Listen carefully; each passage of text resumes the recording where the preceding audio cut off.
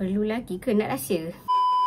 2 years ago, we launched our Reapply Sunscreen. It was such a huge hit sebab suka yang dia bentuk spray. Hygienik, lagi senang nak reapply. Customer cakap mata dia pedih bila dia spray. Ataupun bila dia dah start berpeluh, mata dia akan pedih lah. Memang paling crucial. Kita dah test on ramai sangat orang, especially orang yang memang aktif bersukan. We tried before and after. InsyaAllah this new Reapply Plus version tak akan pedihkan mata you. Walaupun you spray banyak, dia memang insyaAllah takkan pedihkan mata you. Okay, ada juga yang cakap tekstur Reapply Sunscreen yang spray tu dia agak berminyak. So kadang-kadang bila dia spray, dia akan ada stain dekat dia punya tudung. Nampak tak dia ada stain dekat tudung? Sebab kita duduk kat Malaysia, kita memang tak suka benda yang berminyak. Betul tak? This one memang tak berminyak langsung Spray on my hands. It gives you a slightly hydrated effect, tapi tak berminyak. Rasa dia memang berminyak. It's different from this one. The spray is quite tajam. So dia tak even onto your skin. So, dia macam one point sahaja. Some of you cakap macam Dyson ni kipas. Nampak tak tu?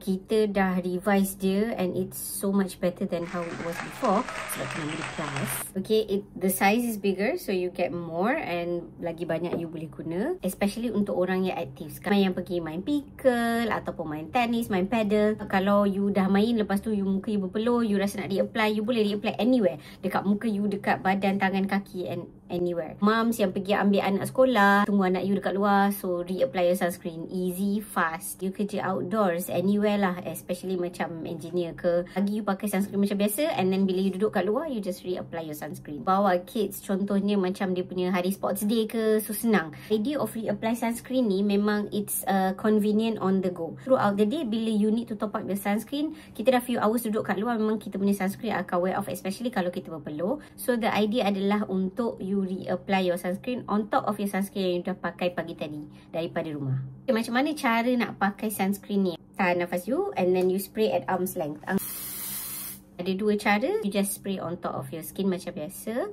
And then cara nombor 2 adalah memang you spray dekat tangan you, lepas tu you sapu kat muka you. Reapply sunscreen ni yang paling bagus ni because dia sangat fine. It works so well on top of your makeup. Kalau you pakai makeup tebal, lepas tu you ada kat luar macam you pergi event ke, outdoor events, just reapply on top of your makeup and dia takkan smudge langsung and it's not oily at all. And sebenarnya dia bagi a little bit of glow effect. So nampak makeup you macam lagi glowing, tapi bukan berminyak. Kita nak launch esok and jangan lupa join our community channel sebab kita nak bagi something special. So bye!